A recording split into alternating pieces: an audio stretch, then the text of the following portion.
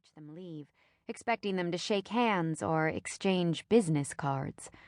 Hard to believe a couple of kids could make her feel even more insecure and unprepared than she already did. But that's how it was. Where's my PowerPoint? What's my plan? Do I need a final argument? She turned back around on the bench and was startled to find a tiny woman planted directly in front of her, blocking her from running out the door. It was the director of the school, a breathy, wound-up lady, who put out her hand, introduced herself, and asked only one question phrased as a statement. "I assume you like working with children?" It was yes or no, but Kate hesitated in spite of the simplicity of it. She honestly didn't know. With no evidence to the contrary, she said, "Yes." After all, she didn't not like working with children. The woman stared at her intensely and said, "Wonderful. Call me Janice. Do you have any questions for me?" "I don't think so," Kate said. "Not yet, anyway." "Wonderful," Janice repeated. "If there's time, we'll chat again after you meet with Henry. How does that sound?" "Wonderful," Kate answered. "Come with me." She walked Kate down the hall to introduce her to middle-aged, puppy-faced Mr. Bigley. He was in his office with his assistant, Maureen, who looked Kate up and down and asked if it was hot outside. Why was everyone so old here? Kate wondered. Not a soul under 40. She started to feel outnumbered and anxious.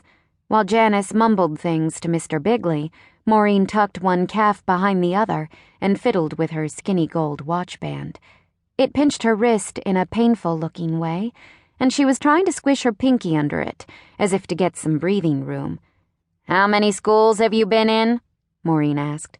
Kate misunderstood the question and said, 4, referring to her own elementary, middle, and high schools plus college. "Almost 5. "Humph. You get around, don't you?" Maureen said, "for someone so young." Kate suddenly felt slutty. She wished her skirt was longer, her shoes flatter. "Are you nervous or something?" "A little," Kate admitted. "It shows," Maureen said. She stood up and stretched. "School year started, and you know what that means." Kate hadn't a clue. She nodded and looked at the art on the walls. It was terrible, disturbing, even. A portrait of an ugly, bulgy-eyed girl, a demented still life that looked stupid and out of proportion, like a child could have done it. "Our student work," said Mr. Bigley, noticing Kate's expression and mistaking it for admiration. "Fabulous, isn't it? We have some real talent in this school." "We'll leave you two to talk," Janice said. "I'll be in my office." And she walked out with Maureen, closing the door behind them. As Mr. Bigley swiveled his chair to face her, Kate noticed an oversized framed picture of the Colosseum in Rome on his desk. He had a rubber band in his hand that he stretched, wrapped around his fingers, and accidentally shot across the room.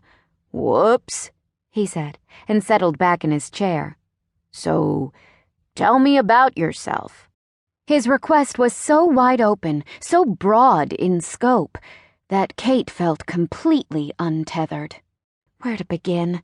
And realizing that the interview was actually starting, she got even more flustered, which caused her to make a string of mistakes. "I should probably tell you right off the bat, I've never actually had a real job before, so I don't really have many of what you might call skills. Well, no, maybe I do have some skills, even if I can't, articulate them very well. For example, I'm trying to become a better judge of character, or at least better than I used to be. These days I don't tend to like anyone." Mr. Bigley looked confused. "What I mean is, I'm discriminating, but I'm not an asshole. I bet that's a good quality for anyone working in admissions, right?" Her armpits were going damp, and she glanced up to see the bulgy-eyed girl looking dumbstruck. "And in case you're worried, I know that you shouldn't say asshole in front of kids or their parents, so I would never do that. In fact, I remember all the school rules. No swearing, no stealing, no biting. No bullying, 'cause some kids take it to heart, and—" Here she put a finger gun to her head and made a credible shooting sound. "So no using words like gay."